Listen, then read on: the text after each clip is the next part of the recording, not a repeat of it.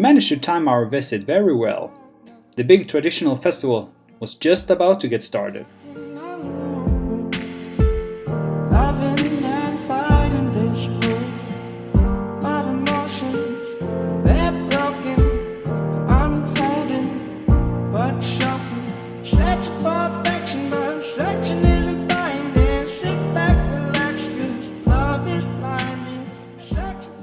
We pulled up the anchor and headed to Moorea, a pretty big island but with much lower pace and not much traffic.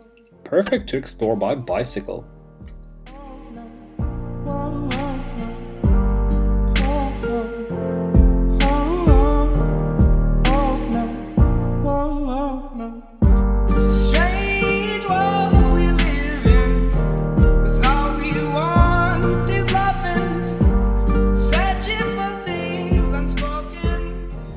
Everywhere you look, there's crystal clear water, and no wonder water activities is so welcoming to do here. We had crazy fun when we were swimming with the stingrays. They were literally climbing on us.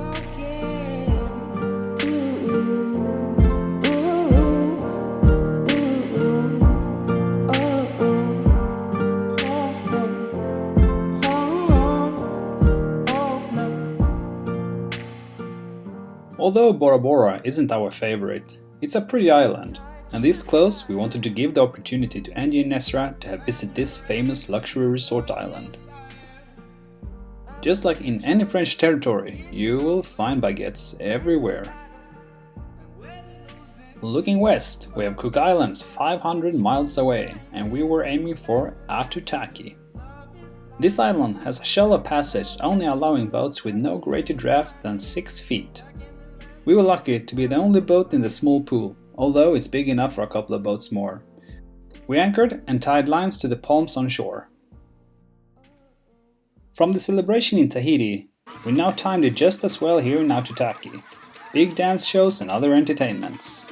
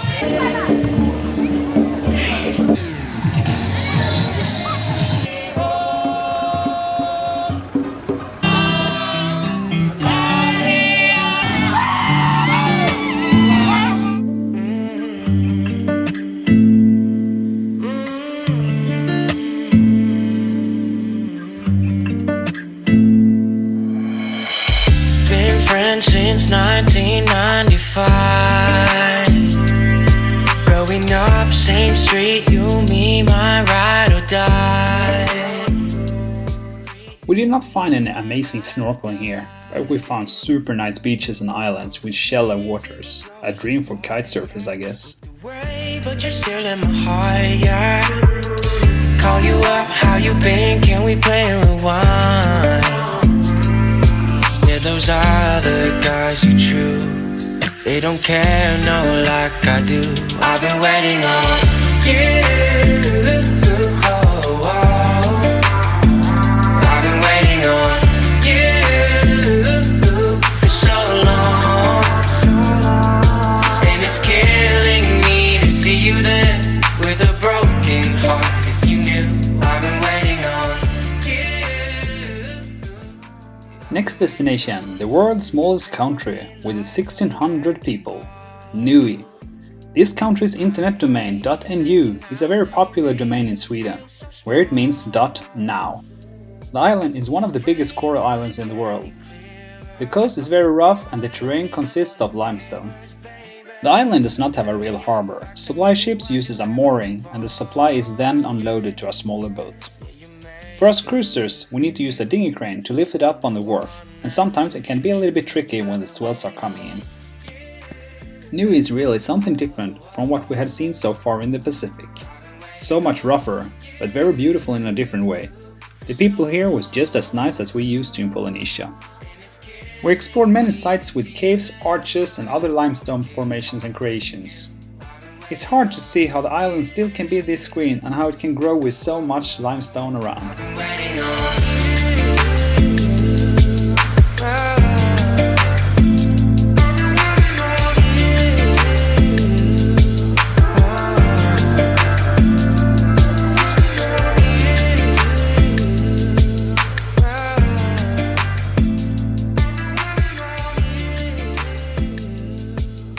Although I don't really like snakes, but the banded sea snake is something different for me, at least when they're in the water.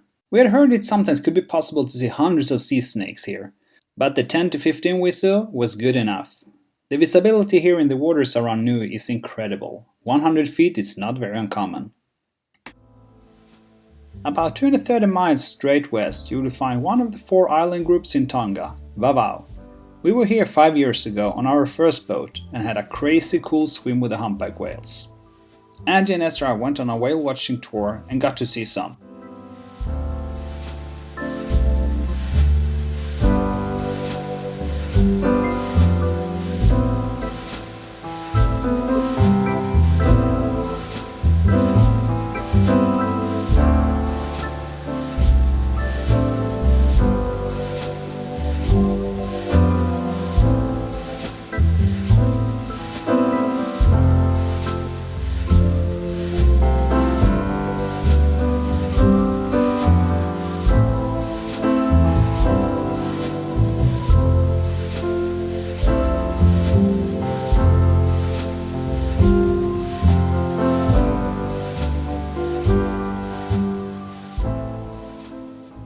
Tonga would be the last destination for Andy and Ezra to cruise around with us. When we get into Fiji, they will continue backpacking. They joined us on a 5-month sail and got to see very special places. We lived very close for a longer period of time and tried to do things on our own when on shore. It worked out very well when living together this tight and for so long, but we stayed good friends and got to know 2 wonderful people.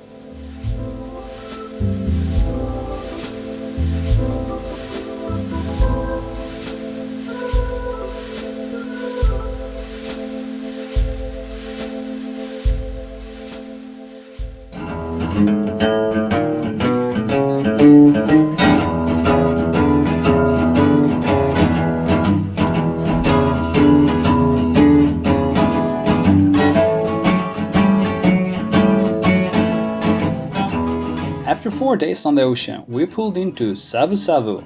Here we found a good selection of inexpensive restaurants, and who would have guessed, they had hot springs as well.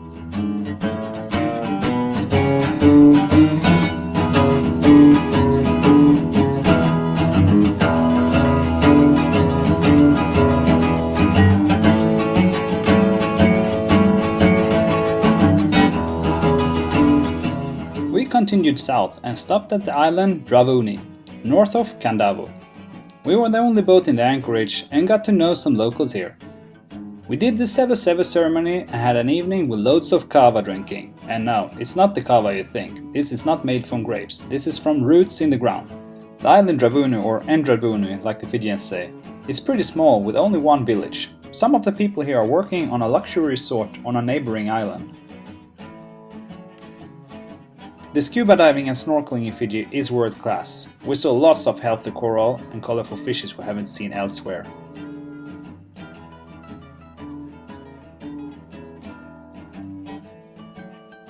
It was time to move on and pick up our next and last crew, Per, a man who had been following us since our first adventure. Per was going to sail with us for about 4 weeks and then fly back home from Australia. So we started out with sailing along Fiji's west coast. We had good and steady winds around 15 to 18 knots, pushing us 7 to 8 knots in this flat water. Wonderful sailing. Kerry made some repairs on the jib to make sure it was strong enough so it wouldn't rip. Sugarcane farming is big here. We know that since last time when we anchored outside Lautuka and went into town. When we got back, our boat with the new canvas was covered with black ashes coming out from the sugarcane mill. We said goodbye to Fiji, but had a pretty windy start to begin with. Pair got seasick pretty quickly, and it did not get a lot better during the 4 days through the 500 miles of water. And the combination with homesickness with a newborn baby back home did not make it easier for him. After a quick visit in the capital of New Caledonia, Moorea, we headed south where we had heard about nice cruising to the island Île-de-Pan. Beautiful island, but not very good snorkeling. All coral was dead or bleached. Very sad.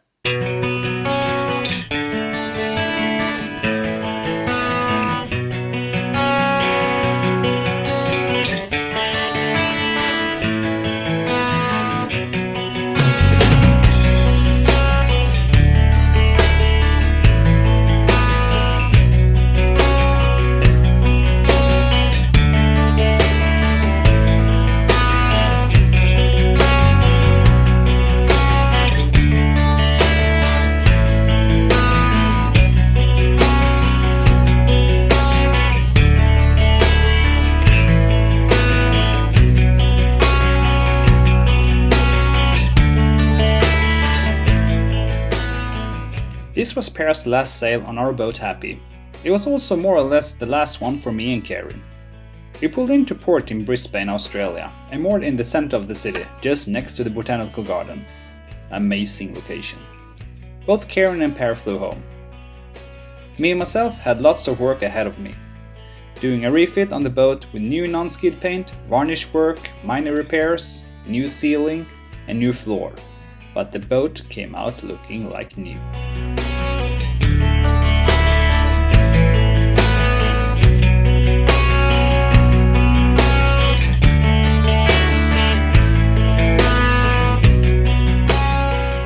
The boat got sold pretty quickly just before Christmas. This is Bob, the new owner, who still owns it after 7 years. The boat got renamed to Endorphin. And he has actually had a super cool modification done to the bows, making negative bows. Super nice looking. Something I also could consider doing on hot sauce.